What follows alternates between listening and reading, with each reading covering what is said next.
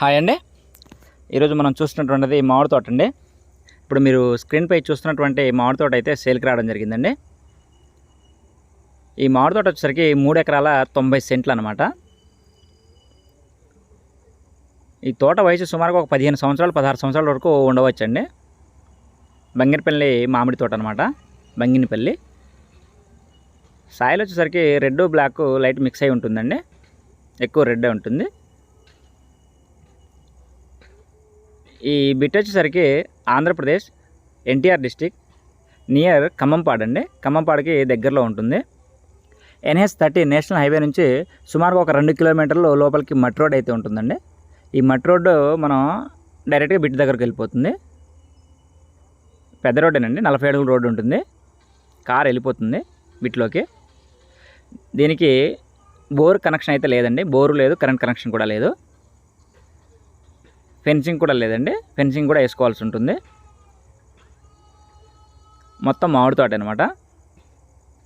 Bit కూడా almost స్క్వేర్గానే ఉంటుంది. Document అంతా క్లియర్ అండి.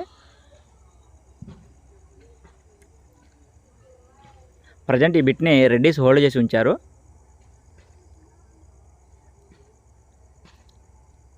దీనికి కెనాల్ వాటర్ కూడా వస్తుందండి. కెనాల్ పక్కనే ఉంటుంది, కెనాల్ వాటర్ కూడా వస్తుంది. వీళ్ళు ఎకరం కాస్ట్ వచ్చేసరికి 22 lakhs అయితే చెప్పారండి. స్మాల్ నెగోషియబుల్ మాట్లాడుకోవచ్చు అంటున్నారు. కూర్చుంటే మాట్లాడుకోవచ్చు. ఈ బిట్ వచ్చేసరికి తిరువూరు నియోజకవర్గం నుంచి సుమారుగా ఒక 15-16 కిలోమీటర్లు ఉంటుందండి. NH-30 నేషనల్ హైవే నుంచి 2 కిలోమీటర్స్ లోపలికి వెళ్ళాలి.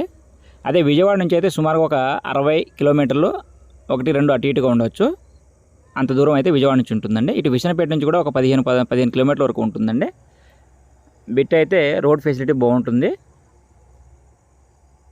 ఆంధ్రప్రదేశ్ ఎన్టీఆర్ డిస్టిక్ అండి, నియర్ ఖమ్మంపాడు అనమాట.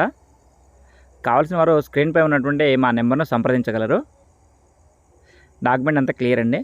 నేను కొంతవరకు డాక్యుమెంట్ చూశాను, బాగానే ఉంది. కావాల్సిన వారు స్క్రీన్పై ఉన్నటువంటి మా నెంబర్ను సంప్రదించగలరు.